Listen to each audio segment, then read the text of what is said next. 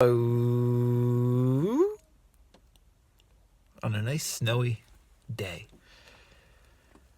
So there's a lot I want to read from in this video. Who knows if sometimes when I say that we end up not reading very much. But what I thought I would discuss today, and we'll probably spend a couple videos discussing, is just something that is so basic and fundamental to all of these manifesting law of assumption, law of attraction ideas. Yet, because it's so basic and so fundamental, we have the tendency to just kind of glaze over it and not pay too much attention to it.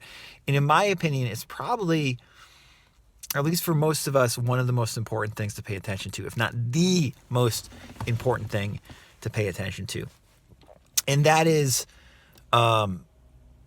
quite simply belief, looking at what you believe and working with yourself pragmatically to change your beliefs so they become more positive and to your liking. That really, in my opinion, is like so much of the law of assumption, law of attraction. It's just changing your belief. And we lose track of that. And one reason we lose track of that is that so often people use mumbo jumbo language or very esoteric, spiritual sounding language.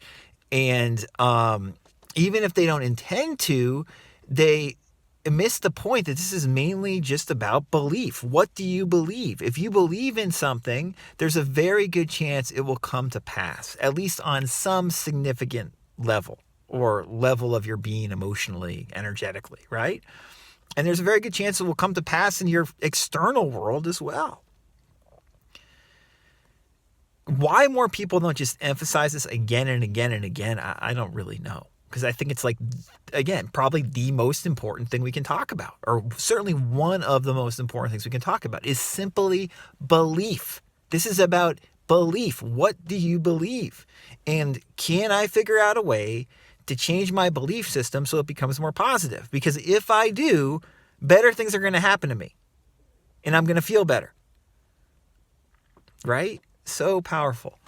And as much as I knock social media and particularly Reddit, I want to mention, I feel like it's worth mentioning this. The Joseph Murphy subreddit page is run by a guy, I think his name's like on the thing is like Moonlight or Moonbeam Concerto.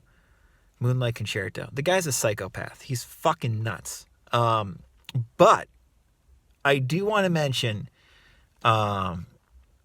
that the Joseph Murphy subreddit page, that guy, Moonlight, he might be banned from Reddit, and I'm sure has like 16 alias usernames, so still is on that sub. He's one of the few people I can think of, modern people who talks about this stuff, who writes about this stuff, who's written anything intelligently about the law of belief. He says on the index of, or at least he did on the index of like the Joseph Murphy subreddit, he always talked about this is all about belief. Like the stuff that Neville and Joseph Murphy talk about shouldn't be really called the law of assumption or the law of attraction. We should really call it the law of belief. Now, you know me, I don't think it matters what you call it, law of assumption, law of attraction, law of belief. But there really is something to be said about this law of belief. And, Murphy in The Power of Your Subconscious Mind talks about the law of belief. And that seems much more of an accurate term, which is what that guy on Reddit was saying a lot of the time, than saying like the law of assumption or the law of attraction. Again, it's just terms. We have to get beyond that. But something to consider. And so I want to give a shout out to that nutty guy over on the Joseph Murphy subreddit page. Go there at your own peril. I don't recommend actually going onto that page anymore, but he did write a few interesting things. So let's return first. The first quote I'm going to read is a quote, we made a video about this somewhat recently. I'll link above. Just going to read it again. Let's start with Emile Coué talking about this belief, the law of belief, right? Just this theory that belief is really what is the main mover and shaker of your life. Coué wrote, please understand that autosuggestion is nothing else but hypnotism as I comprehend it. It may be defined in simple words as influence of the imagination on the moral and physical being of man. This influence is undeniable, and without repeating examples previously noted, I will cite several others. If you induce in yourself a belief that you can do a certain thing, provided it conforms to the laws of nature, you are going to do it, no matter how difficult it may be. If, on the contrary, you imagine that you cannot do the simplest thing in the world, it becomes impossible for you to accomplish it.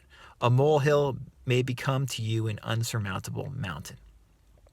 Now, like I said, I already made a video recently on that fantastic quote, but I thought it was worth reading again because it's that powerful.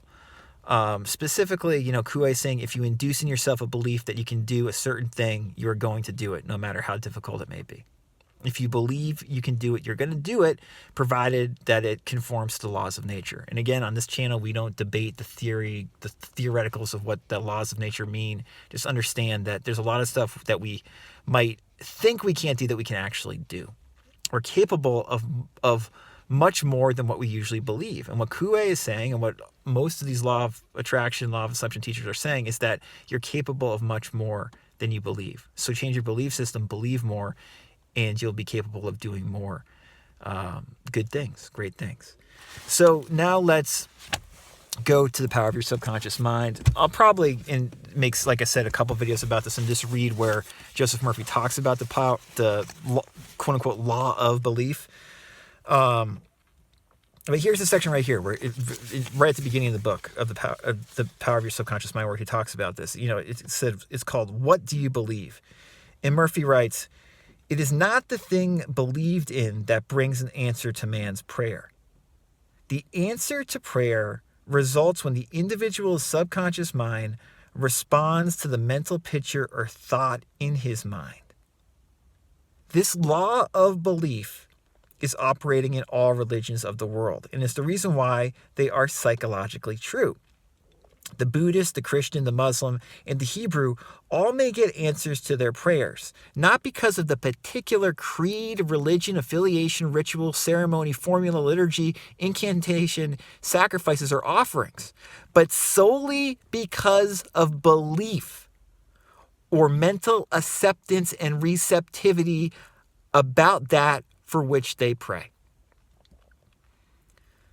I'm going to read that last part of that sentence again.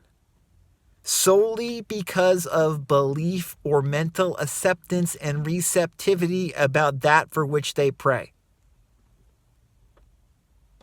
That, my friends, is all of this law of attraction and law of assumption stuff, or at least a large majority of it in a nutshell.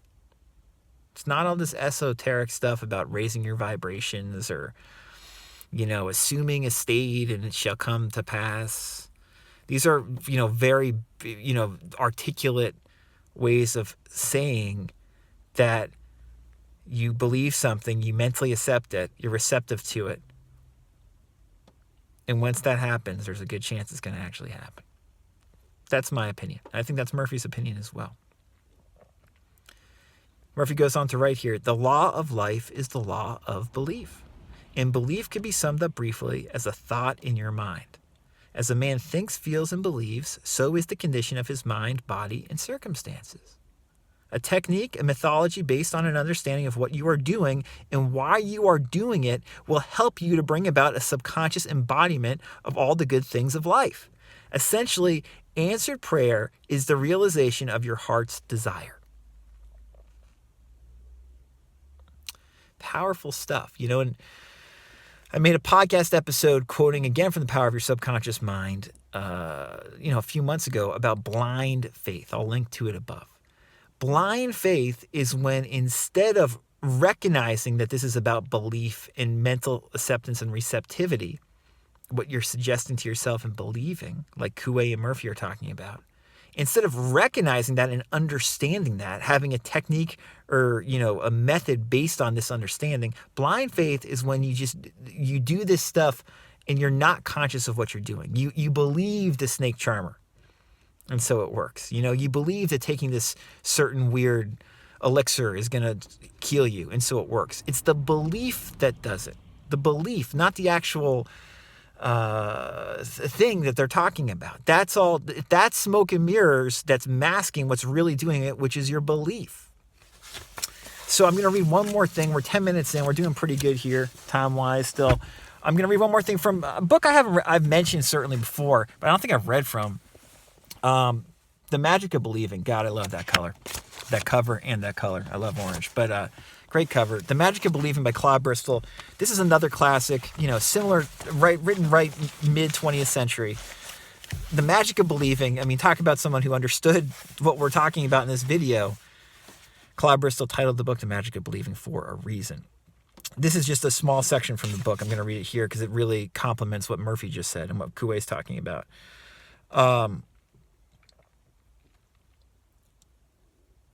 He writes here, this chapter is called Suggestion is Power.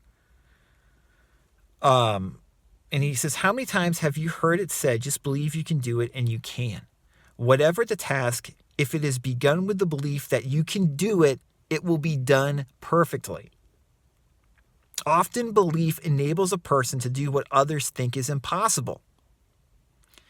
It is the act of believing that is the starting force or generating power that leads to accomplishment.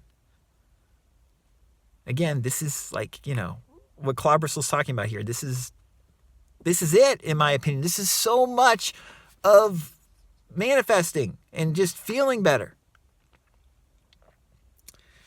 He goes on to say, a couple sentences later, Bristol says, you may be shipwrecked or tossed into the water near a rocky shore, and momentarily you may fear that there isn't a chance for you. Suddenly a feeling comes that you will be saved or that you can save yourself. The moment you have that feeling, it begins to take the form of belief, and along with the belief comes the power to assist you.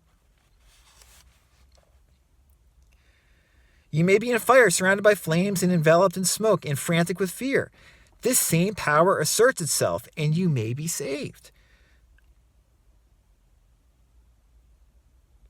Emerson explains it by saying that in a difficult situation or a sudden emergency, our spontaneous action is always the best. Many stories have been told of the great reserves of the subconscious mind, how under its direction and by imparting its superhuman strength, frail men and women have been able to perform feats far beyond their normal powers. Great orators and writers are often amazed at the power of the subconscious mind to furnish them with a steady flow of thoughts. And again, if we look at this the way Coué looks at it, the subconscious mind is just another way of saying our imagination. Our imagination. This is the part that I specifically want to read because it ties into what Murphy was just talking about. Bristol writes, after studying the various mystical religions and different teachings and systems of mind stuff, one is impressed with the fact that they all have the same modus operandi, and that is through repetition. The repeating of certain mantras, words, formulas, or just plain mumbo-jumbo, which William Seabrook declared witch doctors, voodoo high priests, hexers, and many other followers of strange cults use to invoke the spirits or work black magic. One finds the same principle at work in the chants, the incantations, litanies, daily lessons to be repeated as frequently as possible during the week, and frequent praying of the Buddhists and Muslims alike. The affirmations of the Theosophists, the followers of the unity, the absolute truth, new thought, divine science. In fact, it is basic in all religions, although here it is white magic instead of black magic. When one seeks further, one sees the same principle at work in the beating of tom-toms or kettle drums by savages in all parts of the globe, the sound vibrations of which arouse similar vibrations in the psychic nature of those savages so that they become stimulated, excited, and emotionalized to the point where they defy death. The war dances of the American Indians with their repeated rhythmic physical movements, the tribal ceremonies to bring rain, the dancing of the whirling dervishes, even the playing of martial music at critical times, as well as the spirited music that is played for the workers in many industrial plants, embody the same principle. And that principle is trying to evoke the feeling, getting into the feeling of belief, believing something. If you believe something, it comes to pass. So that's what Coué is talking about, that's what Murphy's talking about, and that's what Claude Bristol is talking about. Belief. I hate using the term laws when it comes to this stuff because it's so overused. There's laws of this, laws of that, laws of da-da-da. But if we're going to use laws while talking about law of attraction, law of assumption stuff, probably one of the best terms we can use, the best law we can talk about is the law of belief. Something to remember and keep in mind, regularly. Any questions or for coaching and counseling, let me know. RadicalCounselor.com.